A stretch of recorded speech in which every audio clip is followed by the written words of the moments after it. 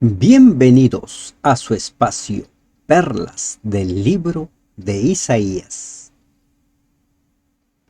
¿O forzará alguien mi fortaleza? Haga conmigo paz. Sí, haga paz conmigo. Damos gracias a Dios porque nos permite ingresar al estudio de las perlas del capítulo 27 del libro de Isaías. En este capítulo encontramos a un Dios que no tiene rival. No hay rival. No hay quien se le puede oponer. No hay quien le puede hacer frente. Ese es el Dios creador, es el Dios todopoderoso, el Dios a quien servimos. Es nuestro Dios. En aquel día Jehová castigará con su espada dura, grande y fuerte al leviatán serpiente veloz y al leviatán serpiente tortuosa, y matará al dragón que está en el mar. Cuando se habla del leviatán en el libro de Job, capítulo 41, allí se está hablando de un animal existente, fuerte, poderoso. Algunos consideran que ese leviatán es el cocodrilo que hoy en día conocemos. Pero aquí, en el capítulo 27, versículo 1, el leviatán del cual se está hablando es un leviatán simbólico que simboliza a un poder. Miren lo que dice Ezequiel 29, 3. Dice: He aquí, yo estoy contra ti, Faraón, rey de Egipto, el gran dragón que yace en medio de sus ríos. El gran dragón. ¿Quién es el gran dragón aquí? Egipto. Y aquí estos tres títulos: Leviatán, serpiente veloz; Leviatán, serpiente tortosa; el dragón, es tres nombres que se dan a un solo ser simbólico. Está hablando Isaías de un ser poderoso, pero también el leviatán formaba parte de la mitología antigua cananea. El leviatán de la antigua mitología cananea era la serpiente de 7 cabezas que luchaba contra los dioses y las fuerzas del bien, y era considerada la personificación de las fuerzas del mal. Un ser poderoso. Y como en toda mitología hay seres poderosos, Isaías lo que dice es aquí: no hay ser poderoso frente a Dios. No hay. No hay ningún ser poderoso. Lo va a matar. En aquel día cantad acerca de la viña del vino rojo. En el capítulo 5 de Isaías también se habla de una viña, pero de una viña que produce uvas silvestres. Y Dios preguntó en esa ocasión: ¿qué más pude hacer por mi viña? Y al final, como esa viña no produce lo que se espera de él, simplemente es abandonada. Ahora se habla de otra viña, una viña productiva. En aquel día cantad acerca de la viña del vino rojo. Esta viña, ¿no?, ahora es productiva, porque va a llenar todo el mundo con su fruto, como dice el versículo 6. Ya vamos a llegar. Yo, Jehová, la guardo. Cada momento la regaré, la guardaré de noche y de día, para que nadie la dañe. Miren, capítulo 5, una viña improductiva, uvas silvestres. Capítulo 27, una viña productiva, una viña que llena de su fruto toda la tierra. Nos encontramos una vez más con dos grupos: trigo, cizaña, ovejas, cabritos, mujeres prudentes, mujeres fatuas. Dos grupos. Siempre hay dos grupos, siempre. Tengamos presente siempre esa perla. En la iglesia donde tú congregas siempre existen allí dentro las dos iglesias, trigo, cizaña, el pueblo de Dios y el pueblo que no quiere saber nada de Dios. Como dice el mismo libro de Isaías, de palabras honra a Dios, pero con sus hechos lo niegan. Son como esa viña que produce uvas silvestres. El remanente de Dios es guardado por Él, es regado por Él, es velado, cuidado por el mismo Dios, y nadie puede hacerle daño. No hay enojo en mí, dice el Señor. ¿Quién pondrá contra mí en batalla espinos y cardos? Yo los hollaré y los quemaré aún. No estoy enojado, dice Dios. Y ahora Él desafía, ¿quién va a poner contra mí? Hay espinas, hay cardos, hay leviatanes, hay dragones que pueden hacerme frente.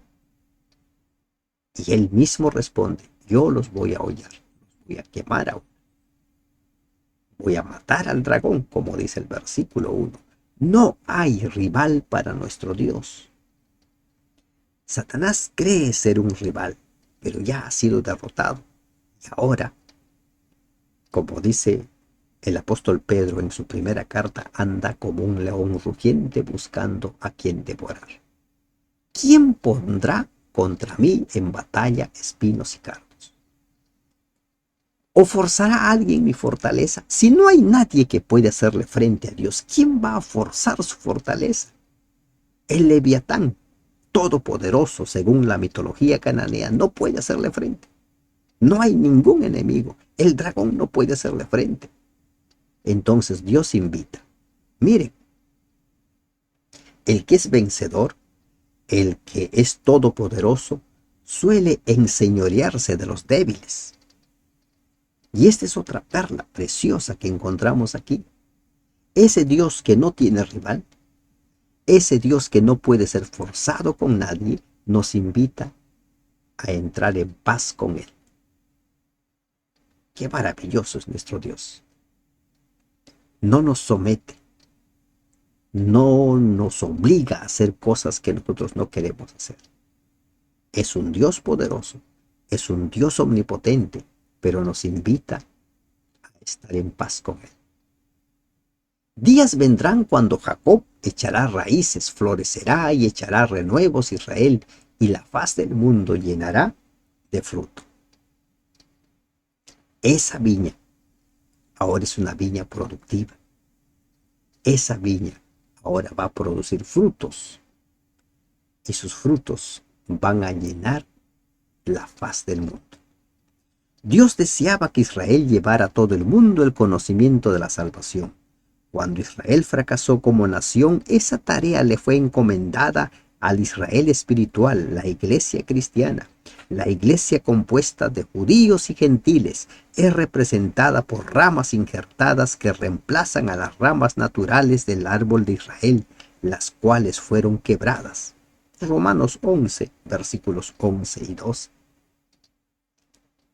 El remanente del fin, la iglesia de Dios, trigo, ovejas, las mujeres prudentes. Ese es el pueblo que llenará de fruto todo el mundo. ¿Y cuál es ese fruto? El evangelio eterno. ¿Acaso ha sido herido como quien lo hirió, o ha sido muerto como los que lo mataron? Con medida lo castigarás en sus vástagos. Él los remueve con su recio viento en el día del aire solano. ¿Ha herido Dios a su propio pueblo así como hirió a los que guerreaban contra él? Isaías hace notar el contraste entre el trato de Dios con su propio pueblo y su trato con los enemigos de su pueblo. El pueblo de Dios puede sufrir pruebas y tribulaciones, pero no será totalmente destruido. Dios hiere a su pueblo para su propio bien. Como dice Hebreos 12, 5 al 11, Apocalipsis 3, 19. Los hiere para remediar los defectos de su carácter, no para destruirlos. ¿Acaso le ha herido como lo hirió a quien le hería? dice la versión Jerusalén. Con medida lo castigarás, con medida. No lo mata. El crisol que Dios permite que nosotros afrontemos es un crisol que puede quemar, pero que no nos destruye. Recordemos lo que dice Primera de Corintios. En Primera de Corintios 10:13, Dios no permite que ninguna prueba superior a nuestras fuerzas llegue a nosotros. Solo permite que los crisoles que nos lleguen estén de acuerdo a nuestra capacidad de resistir. Leamos lo que dice Primera de Corintios. No os ha sobrevenido ninguna tentación que no sea humana, pero fiel es Dios, que no os dejará ser tentados más de lo que podéis resistir, sino que dará también juntamente con la tentación la salida, para que podáis soportar. ¿Se dan cuenta? Él los remueve con su recio viento en el día del aire solar. Permite que lleguen pruebas, crisoles, dificultades, pero no más allá de lo que podamos nosotros resistir. No más allá. De esta manera pues será perdonada la iniquidad de Jacob, y este será todo el fruto, la remoción de su pecado, cuando haga todas las piedras del altar como piedras de cal desmenuzadas, y no se levanten los símbolos de acera ni las imágenes del sol. El Señor desea purificar a su pueblo, no destruirlo, recordemos eso. El vástago de Isaías 27:8 es un instrumento de purificación. El castigo de Isaías 27:8 es un instrumento de purificación, no de destrucción. Cuando Dios permite que te lleguen pruebas, no es porque Dios te odia, sino porque te ama y quiere que se purifiquen esos defectos de carácter. El apóstol Pedro escribió que la fe sometida al horno de fuego sale más puro que el oro. Más puro que el oro. Porque la ciudad fortificada será desolada, la ciudad habitada será abandonada y dejada como un desierto. Allí pastará el becerro, allí tendrá su majada y acabará sus ramas. Jerusalén, símbolo del pueblo de Dios, la ciudad floreciente, se convertiría en un lugar desolado. Por un tiempo, hasta que aprendiese la lección. 70 años. Dios permite que sucedan algunas cosas porque quiere lograr en nosotros cosas grandes. ¿Y cuál es esa gran cosa? Que nosotros todos obtengamos la corona de vida. Cuando sus ramas se sequen serán quebradas, mujeres vendrán a encenderlas porque aquel no es pueblo de entendimiento. Por tanto, su hacedor no tendrá de él misericordia, ni se compadecerá de él el que lo formó. No es un pueblo de entendimiento. Lamentablemente, a la gran mayoría le cuesta entender, y algunos no porque no entienden, sino porque no quieren aceptar, y otros simplemente porque prefieren vivir otras realidades. Hay mucha gente que quiere hacer verdades, quiere hacer doctrinas de una sola parte del libro de la Biblia. Y cuando otros versículos la contradicen, simplemente se dan por desentendidos. O lo ignoran, o le dan otra interpretación muy antojadiza. Su hacedor no tendrá de él misericordia, ni se compadecerá de él el que lo formó. Permitir de tanto en tanto que seamos sacudidos, sometidos al horno de fuego, a ver si así aprendemos. Acontecerá en aquel día que trillará Jehová desde el río Éufrates hasta el torrente de Egipto, y vosotros, hijos de Israel, seréis reunidos uno a uno. Aquel día, como dice el capítulo 26, aquel día cuando Dios establezca su reino, aquel día trillará que trillará Jehová desde el río Éufrates. Aquí la trilla representa el gran día del juicio, cuando se juntará el trigo en el alfolí celestial y el tamo será quemado, separado, trigo, cizaña, todo separado. La tierra que se le prometió a Israel se extendía desde el Éufrates hasta el torrente de Egipto. Esa era la promesa de Dios para el Israel literal. Las naciones comprendidas entre esos límites serían trilladas y sus tierras agregadas al pueblo escogido de Dios. Todos están invitados a aceptar la salvación. Todos los que rechacen la salvación serán trillados. Todos. Solo su pueblo se mantendrá en pie. Acontecerá también en aquel día que se tocará una gran trompeta. Se tocará una gran trompeta. Así como cuando Cristo venga, 1 de Tesalonicenses 4, sonará la trompeta y los muertos en Cristo resucitarán. Vendrán los que habían sido esparcidos de Asiria, de Egipto, y adorarán a Jehová en el monte santo en Jerusalén. Ese era el plan de Dios. Y ese es el plan de Dios para su pueblo, para el pueblo que se está preparando para su encuentro. En Apocalipsis 21 leemos esto. No, leemos esto. El que venciere heredará todas las cosas, y yo seré su Dios, y él será mi hijo.